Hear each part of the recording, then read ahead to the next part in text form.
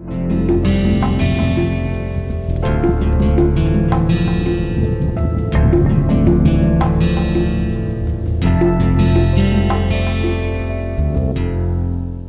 welcome back to this course, Introduction to Professional Scientific Communication. This is the week 4, and this is going to be the final lecture of this course, where we will be covering some of the aspects with regard to scientific communication. There are two aspects that we will be covering in this particular lecture. One is to give some guidelines as to how do you write research proposal. What is a research proposal as opposed to what is a research paper. So, these two are slightly different, and research proposal is something important for people who are in research. So, I will discuss about some of the aspects about research proposal as to how do you write it. And the second aspect that we will talk about is about presentation, right. When you make a presentation, oral presentation, how do you conduct yourself and how do you make yourself an effective communicator. And then there is an associated element there is to make what is called as PowerPoint slides. The most common mode of presenting your data when you make a oral presentation is by making these slides. So, we will look into some of those important elements that you may want to consider while preparing slides, because that is what going to convey what the results that you have and why do you think that these are important and significant. First, let us start with the research proposal. All of you now are aware of sort of the guidelines for writing a research article.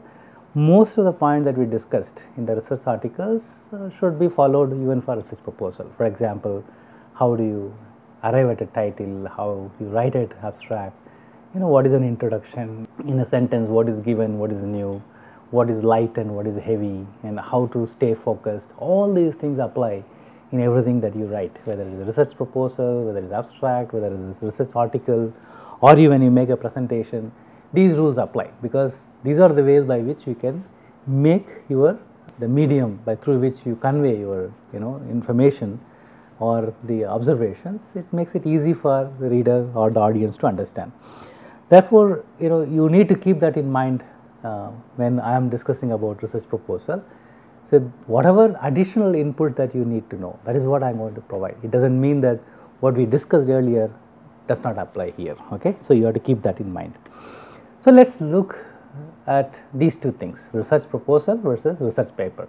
The one that is shown in the green color is something that we already described. The one that is shown in the red is something that yet to be introduced in this particular course. I gave you some information, or I would come to that little later as to why and when you should use color, right. So, most often in my slides you must have seen I have used a white background, I have given a black color font. Now, I have used 3 colors first time just to tell you that there is a difference. Here the green means something that is, I expect you all of you to be aware of, because we have discussed, and something red is something that we are not aware of, assuming we are starting from a clean slate. Okay. Let us see what it is. This is something that we discussed often, many a times, almost 6 hours or so, that research paper is a document describing an original research on a specific topic and analysis and interpretation of the research findings that you have carried out, right. So, it has a structure, abstract, introduction, methods, results, discussion, and of course, the title at the end that you need to add. So, how it is different from research proposal? So, by definition, research proposal is a research proposal is a document proposing a research project.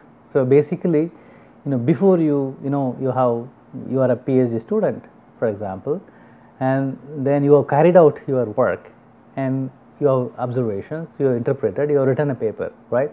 So, that is what called a research paper. But to say what you want to do, often what you do is your supervisor would have told you, okay, come up with a proposal, what do you wish to do, why you wish to do, how do you want to do. So, that is proposal. You say this is what I want to do, the reason why I want to do are the following, this is how I wish to carry out my experiment. So, this is something that work plan and justification, significance as to why this should be done. So, that is what it is. A research proposal, I am reading it once again. A research proposal is a document proposing a research project either for a thesis work or for sponsorship of the proposed work. So, In other words, you go and meet your supervisor and he says that you come up with a research proposal. So that's what you write and go. Or for example, you have to get funding for your work, either for a salary or for the grant that is required for carrying out the research. So you write a proposal and there are referees who look at the way we discussed, you have the editor, we have sub-editors, you have referees. The same way, even when you send out a research proposal, there are reviewers who look into the proposal and see whether the question that you wish to address are important and the methodology that you proposed are relevant and that can answer the questions, and whether you have the ability, you have the facility, you have the wherewithals to carry out the work. That is, these are the three elements that are looked at in any proposal. And finally, whether it is feasible, whether it is doable, whether it can be completed within the timeline proposed, and then if it is yes, then they will fund you. They may agree for a thesis work and then allow you, otherwise it will be rejected. Very similar the way the papers are handled. Let's see how structurally these two are different. You have the similar thing. The first half of your research project, the paper, research publication, introduction methods, that pretty much is present in a proposal. A research proposal would have title, abstract, rationale, why do you want to do, research questions, and how would you address these questions, the methodology, how would you analyze the data, again the methodology, and then the timeline, schedule, how much time you require for this to be done and what is the overall duration of the project. So you don't really do anything, but you propose all that you wish to do and you justify as to why this be done and an outcome why that would be important in this field, therefore it should be funded. So you sort of convince somebody to fund you. Think yourself as a different profession. Let's say you write a story, you are a storyteller, right? So storyteller is somebody who writes a beautiful script, right? Narrates a very good story. You have to convince now a publisher for publishing your story. So what he would look at it? A publisher would look at whether the theme that you are taken to, the questions or whatever you are covered in your story, is it relevant to the society? Because readership, whether there will be enough reader to read the book, because I am going to put money on your story to print, and then there should be readers, because otherwise I am in loss, right? I have invested, I didn't get back the money. Or you go and talk to a director, cinema director, and say that this is my story, I would like to, why don't you make a movie out of it, right? So again you look into your story and you see whether this is it a viable story, is it financially viable, would it, if I make a movie, would it succeed, box office hit kind of a thing. So that is exactly a research proposal. So you are putting your ideas and you are saying how it can be achieved, you are saying a schedule as to timeline when it will be achieved, and then you are going either to a prospective thesis supervisor and say this is my proposal, and he looks at and he may say that, well, whatever you have said is not achievable, you don't have this kind of equipment, there is no approach you can analyze this kind of a data, it is challenging, practically not possible. Or you will say you change this, it is doable, and then you sort of get it better and do. Or you are an established researcher, you want to apply for funding, then same thing, you say that this is important, this is why it is important, this is how I want to do, this much time I will take, this much money I need, and then they review it and then say that okay, it looks like it's a good question, the methodologies are sound, approach is very good, the proposed timeline is very realistic, and this guy can do it given where he is, what facility he has, what expertise he has, is doable. Then they fund you, right? So this is how the research proposal works. And if you get a funding or if you get a supervisor for your project, then you carry out, you execute your plans, then you get observations, then you analyze your results, then you get the interpretation, then you write the paper, then you publish. In other words, proposal is required for you to conduct experiments and then publish your results. That's exactly what's shown. It is not one against the other, it is one leading to the other. A research proposal is something that you wish to execute, therefore you will get observations, and the observations would lead to analysis, and that lead to research paper. So that's the difference, right? For most often we talk about research paper and go to research proposal, because for reasons that are quite obvious. right? Let's see now what is the kind of structure for a research proposal. Research paper, you know what is the structure, we discussed. Let's see what is the structure or what are the guidelines for writing a research proposal. A research proposal must address the following. What are they? What do you plan to accomplish? Why do you want to do it? How are you going to do that? The approach, methodology.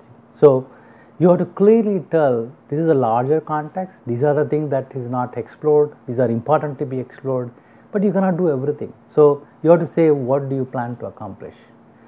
Why do you want to do that? Justify, and then how are you going to do that? You have to say that this is the method I am going to use it. Now you cannot say that I will go around the globe in 24 hours, right? You know, if you do that, it's great, but the question is how will you do that, right? So you have to sort of convince that it's doable, and that's what is said as how are you going to do it. Now the proposal is for sponsorship. You know, this is important. If you are asking for funding, then it is why you are the best person to execute this proposal. Remember, you are not alone. Remember that when you are identifying any research question or saying that this is the area that is not explored or that is important, you may not be the only person who found that, because you are doing everything based on the literature, right? Because proposal you are going to come up with based on the literature. You are not done, you know, something work on writing a paper that your results now confidential, nobody knows probably until you publish. But for proposal, you are taking all the data from the existing literature, and based on that you conceive an hypothesis, devise an approach, and you say you want to do that. Therefore, there it is, all the data that you need that led to the questions that you are asking is available in the literature. Therefore, others can also arrive at it. And what is important is that you have to tell why you are the best person to address these questions, right? Because you have to understand, in all these things the money is involved, like for example sponsorship. Therefore, there are not many who would be coming forward to fund research, and there will be many who are aiming to get the money from the sponsor, right? So you have to be among the best, if not the best, right? Because always when you are writing a research proposal or sponsorship, you are competing with other brilliant applicants. You remember that. Unless you are among the best, top, 2, 3%, 5%, you are not going to get the money, right? You have to convince. So therefore, you have to really put your brain in writing a very, very good research proposal. That's very, very important. And often, unlike research paper, research proposals are very structured. Depending on the funding body where you go, they would give you a format. The format will have hundreds of questions, not necessarily 100, there may be 10, 15 questions, specific questions that they have asked. You have to address each question. Therefore, it is very well structured. Only you have to think of an appropriate answer or response to a given section for a question and so on. If you can do that well, in a convincing manner, then you are able to get the funding, right? Therefore, it is the structure. With regard to the structure, proposals are much easier, and they are specific to a given funding body when you write. So therefore, you want to look at the application format for each funding body. What is the length that they are asking, when is the deadline, when I should apply, and so on. Remember, if you put an application now, it may take 1 year for you to get to know the outcome, right? So you have to plan in advance. If you want to start something 1 year from now, you should have submitted the proposal 1 year in advance. If you are submitting the proposal 1 year in advance, you should have thought about the project 6 months in advance, and you allowed yourself 6 months to write. So in essence, you are talking about what research project you would do 2 years down the line. You have to think now and then start working on it, right? That is where, you remember the first bullet of, the famous paper that we discussed often, that you have to have the calendar, you have to mark everything, you have to have, everything planned well ahead in time. Therefore, 2 years down the line, you have the grant with you to start the work, right? So that's very, very important, right? So that's about the research proposal. And now we shift the gear and look into a new topic, that is presenting your research work. Okay, it's not an easy task. For example, I am standing here, I am giving all these guidelines here, making a presentation. For 30 minutes of my presentation here, I would have spent about 12 hours to prepare for it. So therefore, you have to really prepare well. It's not easy, right? Even for me, who has been teaching for last 16, 17, 18 years, who is in research field for last 20 years, presentation takes this much time. So if you are a beginner, it's going to take more time. It's going to be more challenging to prepare for that kind of a presentation. That's the bad part. The good part is, it is not something not doable. It's doable. If you plan, practice, execute, you can become an effective communicator. You have to understand what the readers, what the audience need to know, what the audience would like to know. So you need to know what to present from audience perspective. You have to prepare for that. If you do that, you can be an effective communicator. It comes in different ways. For example, you have done your thesis work. You have to go and defend. It's a thesis defense, right? So you need to communicate what you have done. So you would have worked for 5 years, 6 years. They'll give you 40 minutes for you to present. So you cannot say that 40 minutes is too less a time for me to present 6 years work. That's all you have. So how will you pack everything in 40 minutes? You should be able to do. Most often when you go for an international conference, they'll give you, even for an established researcher who is having a group of 5 PhD students, pick 6 PhD students, they'll give you 12 minutes to make a presentation.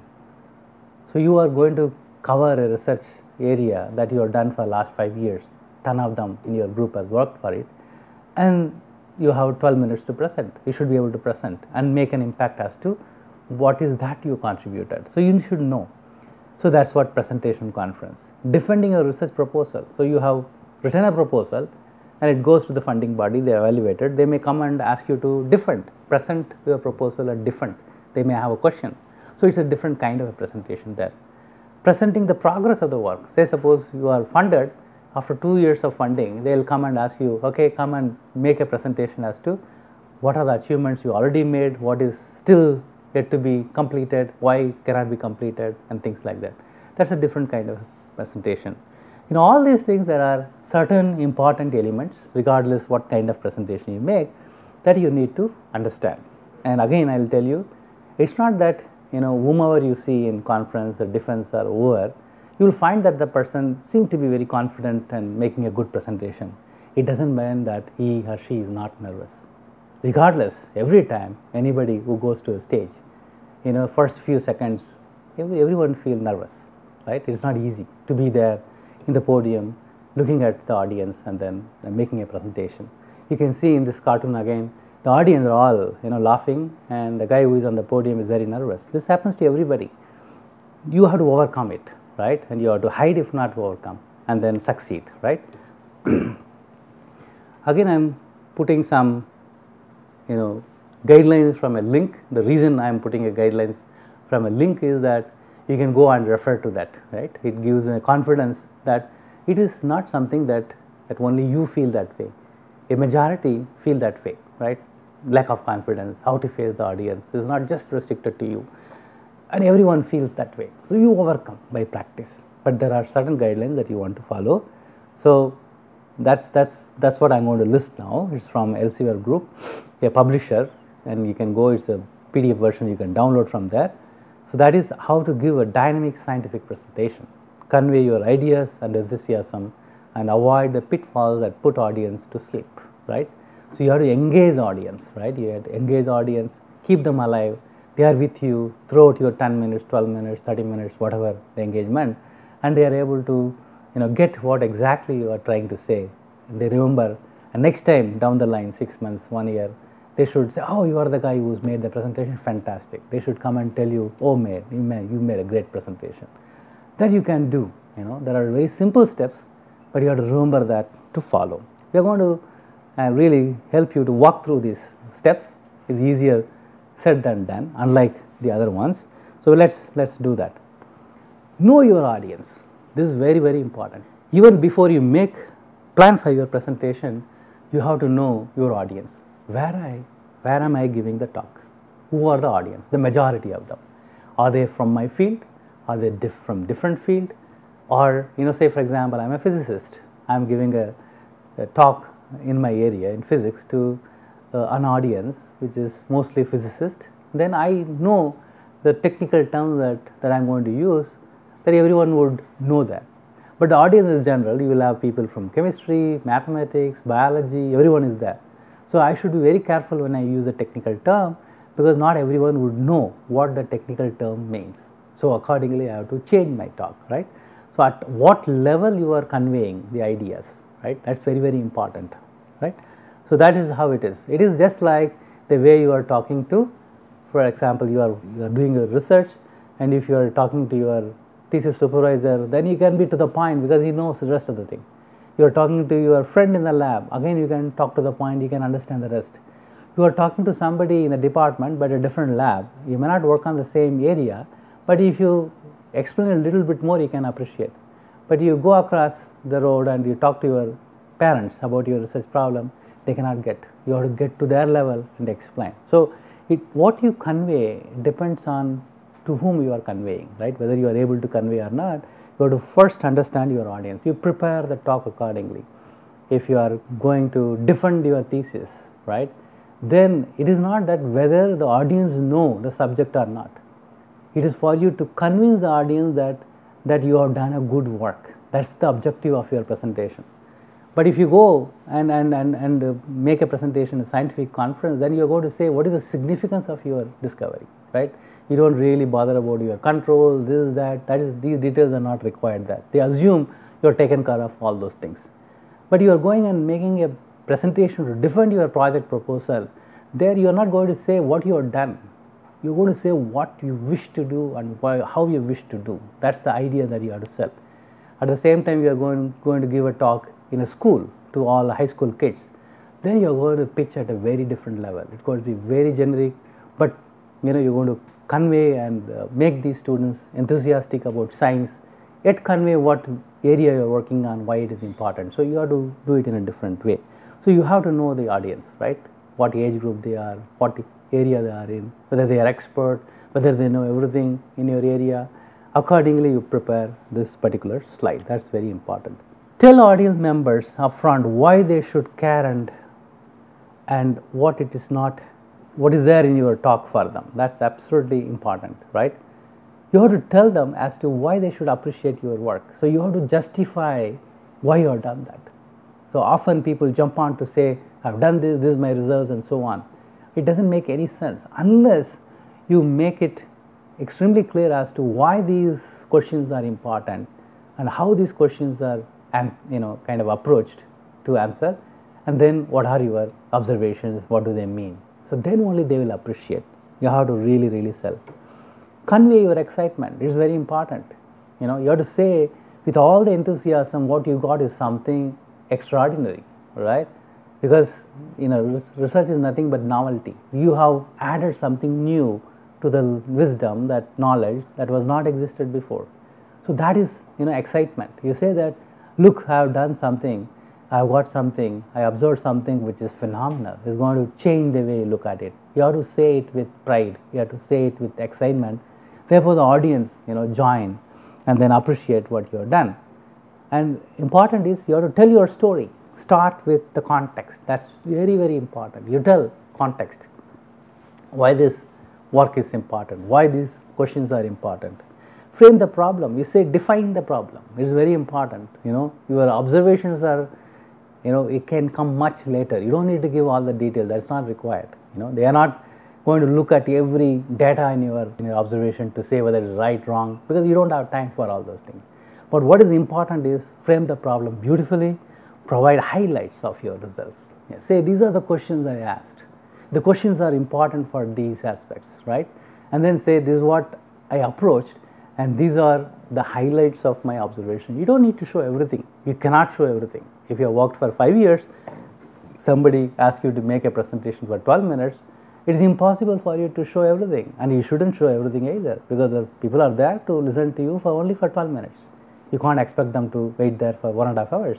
So you tell only that is relevant, only that are significant, just highlights to say your observations are significant, phenomenal, great, whatever, and then conclude by summing up the key points and say what is the take-home message, what's the larger pictures, how your findings really helped us to go to the next level and solve something unsolved before.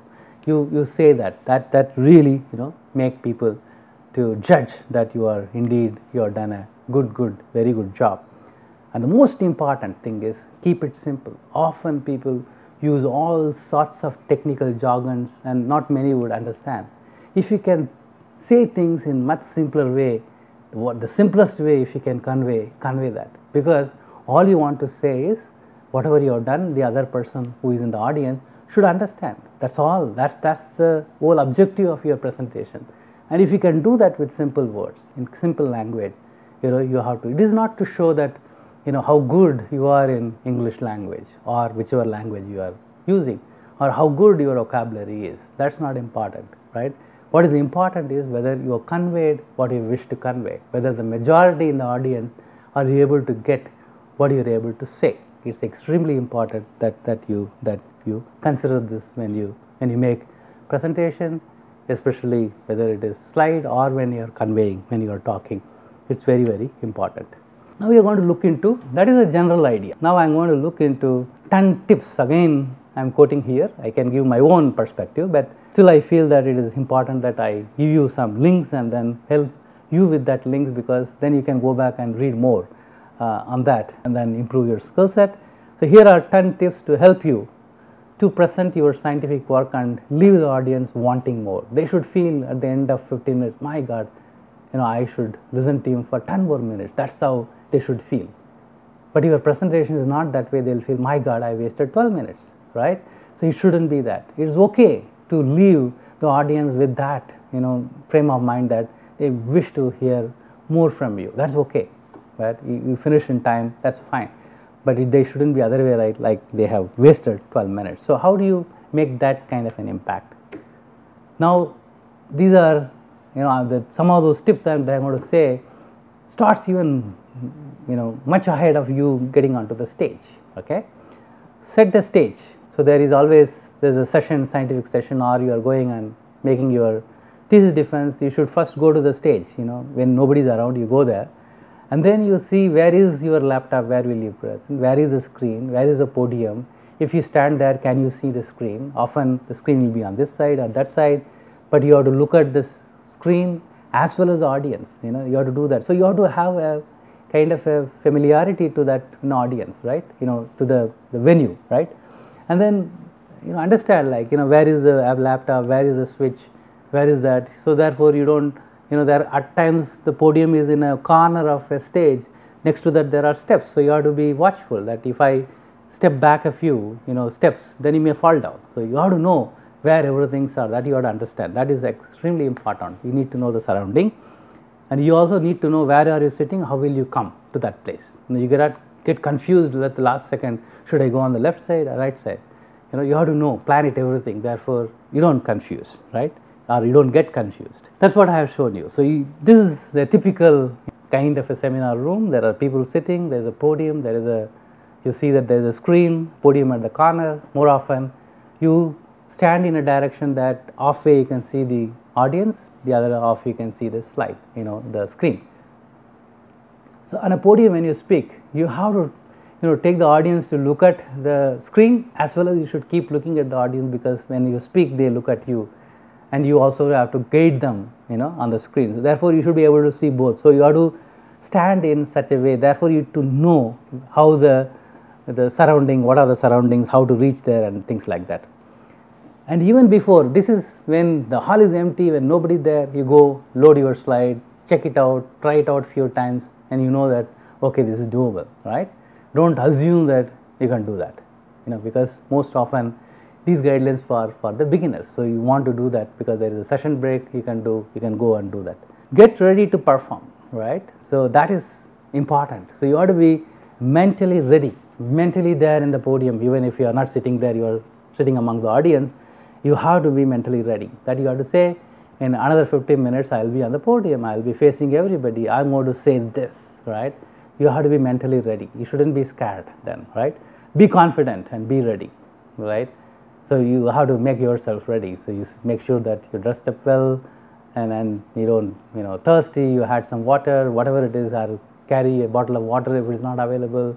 These are all very, very important. Don't, you go there and then you're thirsty, you look around, anybody give me water, that doesn't look good, right? you have to go, right? You have to be prepared. And the important thing is you have to be even prepared for some accident. What is that accident? Your slide may not show some video, movie or whatever. You have planned for something, so that's not playing. Or something happened, slide is not moving. So you have 12 minutes. So it is not necessary there should, some problem with your slides, some movies are not coming, or something happens to your slide, but you cannot get, bogged down by these things. Then you should still be able to narrate what they mean. So you should be prepared for that. Don't think that if something happens, I'm going to stand still there, wait for everything to be fixed. It doesn't happen, because your 12 minutes, if there is some problem with your slide, you have to consider that is within the 12 minutes you have to manage and come out. You should be able to overcome. So be prepared. It can happen. If you have made 10 presentation, at least one presentation will have a problem, or the mic may have a problem. It may not be audible, so you have to raise your voice. Be prepared. Don't expect everything to be perfect. It can happen. So if you are prepared, if it is not audible, then you have to raise your voice. So at times the amplifier, they would have kept the volume too high, so you have to pitch it a little low, right? So you have to, this is what called as, getting ready, right? That's exactly what people do. It's not uncommon. Don't think that only for presentation I have to do. You must have seen the athletes when they are about to sprint, they do all these things jogging, because your body also requires some warm up, right? They tie their legs, they get ready. This is exactly the same thing. It is not unusual. For any performance, you have to prepare, and here you have to be mentally prepared, because more of a mental thing than physical thing. That's exactly is called as get ready to perform, and including if there is anything that is unexpected happens, still you have to happen. All of a sudden the projector lamp may fuse, it's gone, right? Nothing is there, but still you should be able to convey.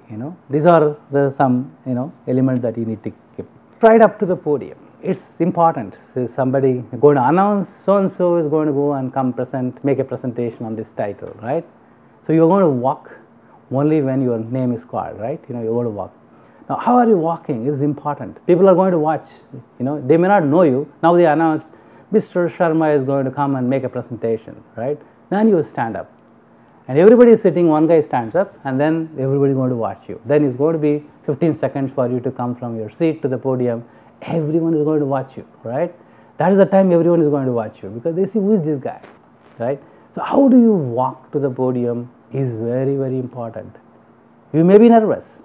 Believe me, even today when somebody calls me to make a presentation at a podium, when I walk, I am nervous.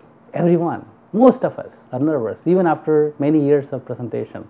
But you don't show. You make a big smile and you walk. Not just walk. You walk like Bond. You go with the confidence, okay? And that's what it is. Don't show anything. Go straight, be faster, quicker, but not running. Make sure that you don't fall down anywhere, but it should be a confident walk. Then people think that, oh my God, this is going to make a good presentation. And you walked up all the way, and then you also feel good that, oh my God, I'm going to make a good presentation, because confidence matters, right? And then how you are going to stand near the podium and how you are going to make a presentation, okay? This is what the tip says. Stand tall and keep your chest lifted, right? You have to be confident. If you want one example for being confident nowadays in our country, is the man. You must have seen, our Prime Minister's speech anywhere you see, is a person who appears to be so confident in any forum that he addresses, right? You think yourself, I am the Prime Minister Narendra Modi. I am a confident person. And then you take over the stage, right? And then, that's what, you have to feel that. You have to feel that you have you have the audience under control. That's extremely important. Third, smile is important. You may be nervous inside. You don't know all these people. You may be, some of them are your examiners trying to pull you down with questions. It could be the thesis defense, or it could be your project defense, or experts in that area. Forget about it, all these things. As long as you are in the podium, you are the person in control of the room, right? So you have to really smile and look at the audience. That's important, right? You smile, look at the audience. That gives a confidence. So when you go there, don't just get to this podium and start, giving your talk. You go and stand, few seconds, look at everybody, smile. That time, everybody who is talking, everybody will become quiet. They all look at you because you are going to start, right? Then you start, right? And that's where you have to speak up. The first few sentences are very, very important, because these are the most difficult sentence to make when you make a presentation. You don't know how to start. My advice is, the advice of anybody is that you have to memorize the first few sentences what you want to say. The rest will come. But these are the first few sentences that are very, very important. Memorize that first few sentences, and always start at a pitch that you can sustain for the rest of your talk. Don't go very high, don't be very low in your pitch. That it has to be a pitch that makes others feel that you are extremely confident about your topic, what you are presenting. You start with that and then go. Another important element is that don't rush. You have to remember, most of our language, in Indian language, our narration is very fast. Whether it is Hindi, whether it is Malayalam, whether it is Bengali or Tamil, we speak fast. So the same way we speak English as well. Often, that becomes difficult for people who are not, the speaker from that language, native. If you are talking to heterogeneous audience, then the way of speaking becomes difficult for people to follow. You have to pause a sentence. After that, there has to be 1 or 2 seconds gap, especially when you are changing one topic to the other. Just the way in a research paper you have a paragraph, you are shifting a gear and going to a new topic, then there has to be little gap. Therefore, they know that it is something different, not continuous of something that you said before. So these are the things that you need to, sort of learn how to deliver, right? And you can add. Often there are certain things people walk around in the stage. Another important point that you have to keep in mind, that when you are presenting any talk in a conference or so, you shouldn't be walking on the dais. That is, more often you'll find people walking. That is not a good practice. You stay near the podium. Look at people. You have to look at the audience and then meet their eyes. And then whenever you are pointing to the slides, you have to turn and say that this is what in the screen. When you turn there, they should also look at the screen. And you come back, they should be looking at you, what you are saying. It's very important. Look at, you can consider this in this one course, right? If I'm talking to all of you, I'm looking at your eye, isn't it? But you are not there when I gave this talk. I don't know who is looking at this video, but still I am looking at the camera. Therefore, when you watch the video, I am looking at your eye. This is very, very important. The eye contact is important. You cannot turn to the screen and keep, talking about your, research topic. That is something not acceptable. You have to address the audience. And you have to be slow. That's very, very important. That's what you call here, sum it up as speak up time. Take your time, meaning that you have to be slow and then convey what you wish to convey. Don't rush through. That's because the whole exercise of you going to the podium and presenting the topic is that you want to convey your excitement. You want to convey what you discovered to the audience. For that to happen, you have to convey it in the best possible way. Therefore, they can appreciate. So if you rush through, nobody will follow, right? So you have to take your time, whatever time allotted, to convey. Don't rush and come back. At the same time, this is what the point I already told. Talk to the audience, not to the screen. Look at the audience and talk to. Whenever it is required that they look at the screen, you turn to the screen, they also look and then use. And often you will have a pointer for you to highlight which part of the slide they have to look at. One again problem people use is they use the pointer everywhere. Always they keep the pointer on. Again, this is something which is unacceptable. You should turn on the pointer only when it is required. Point only where it is required. Don't really draw lines over the screen. That is unacceptable. Ninth point, stick to your time frame. It is important. If you are given 12 minutes, you have to present your results in 12 minutes. You may keep your watch next to you in the podium, or there are ways by which you can set a clock in your presentation itself, or you can look at, often there are clocks that are there at the back of the room. You can look at it and then you can phase it accordingly. Even if you have left with few slides to show, for example, but your time is ending, don't rush with the rest of the slides. You can always say that, in the interest of time, I would like to wind up now and conclude my talk by saying, you can come to the conclusion without really rushing through the slide, because that would also show that you are not, planned properly. You are not a professional. So you know that you have few more slides, but still you can say, talk about what is there in the slide without showing them for the interest of the time and complete it. So one of the ways by which you can do is you can always have the final slide, the take home message or acknowledgement at the final slide. When you know that your time is ending, you have to wrap up, wind up now, instead of each slide pressing and going to the last slide, there is a end button in your keyboard, just press that, right? It goes straight to the last slide and then conclude. It would sound more professional because you planned it quite well. You can summarize things. That's very, very important for you to control, not to get panicked or whatever it is. And finally, don't drift off at the end. So you conclude your talk and you have to make an acknowledgement. You say who funded your work, who helped you, and thank the organizers, thank the audience, and say, if there are questions, I would be happy to take. If for example, organizers don't allow question and answer session, you say that you will be happy to meet anyone and discuss during the break hours or whatever. This is what very, very important. You have to be very, very respectful to the audience. Don't be arrogant. Don't think that even if you have published your findings in a journal, Nature, a top mode journal, don't think that you have done something great and therefore you don't need to care the audience, right? No, you have to really give respect to the audience.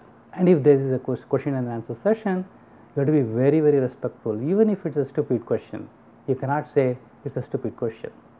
It is your responsibility to answer every question if you know the answer. If you don't know the answer, again, be respectful and say that you don't know the answer, right? And it's very important, right? And if you don't have a specific answer, you can always say, I don't know the specific answer, and possibly this could be, you give an hypothesis if you are not very sure of or whatever it is, right? But if the question is such that it requires long discussion, you can always say that it would require longer time discussion. You can discuss with that person sometime later. This is the way to, end the talk, handle the discussion. Never be arrogant, never be, you have to be confident. That's important, but doesn't mean that you have to be arrogant. And that's all that is important for you. Now I'm going to drift a bit and then talk about the other important element. I said you stand in the podium and deliver a talk, but I say that you help the audience to look at your slides. So I'm going to give you some important guidelines as to how do you make slides.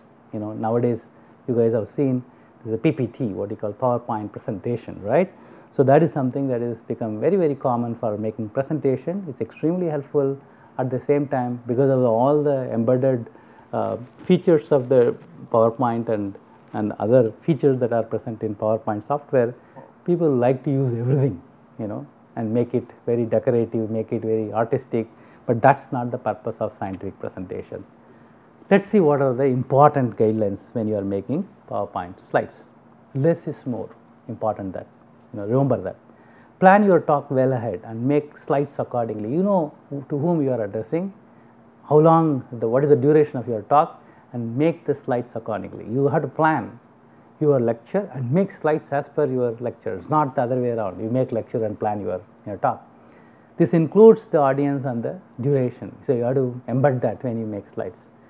Lesser number of slides and lesser contents often help, because then you can spend more time to narrate, to explain orally. Otherwise, you don't need slides. Everything written in slide, then you stand there, keep changing the slide without uttering a single word. That is not desirable, right? Isn't it? You are invited to make a presentation. The slides are there to help you, not the other way around.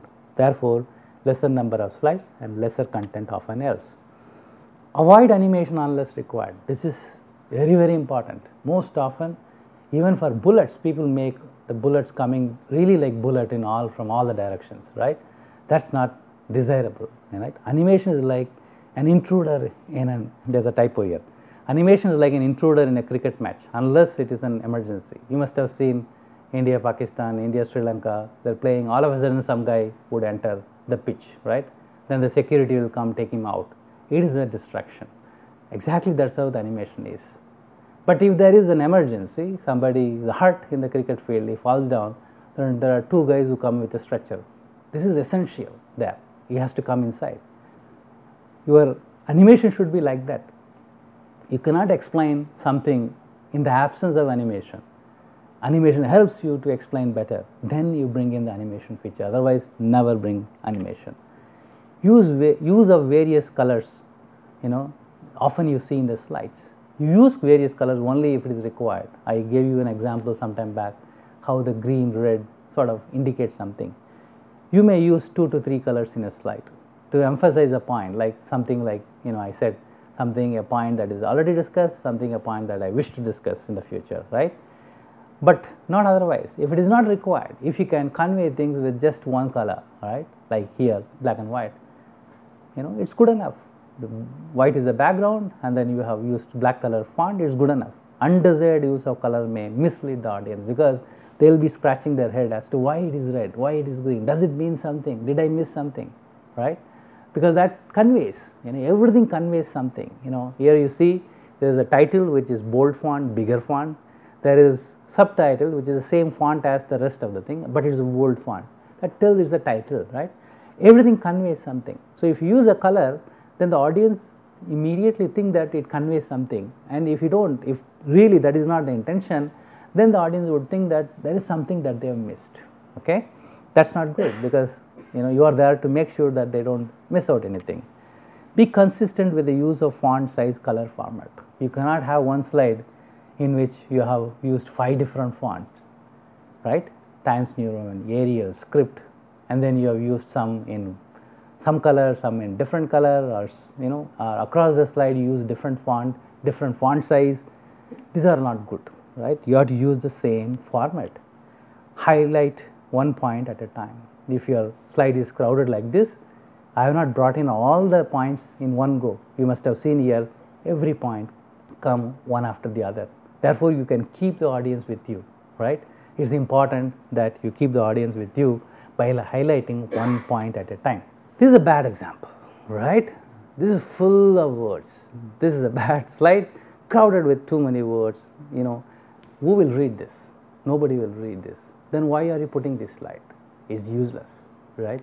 So your slides cannot have too many lines, too many bullets, too many things.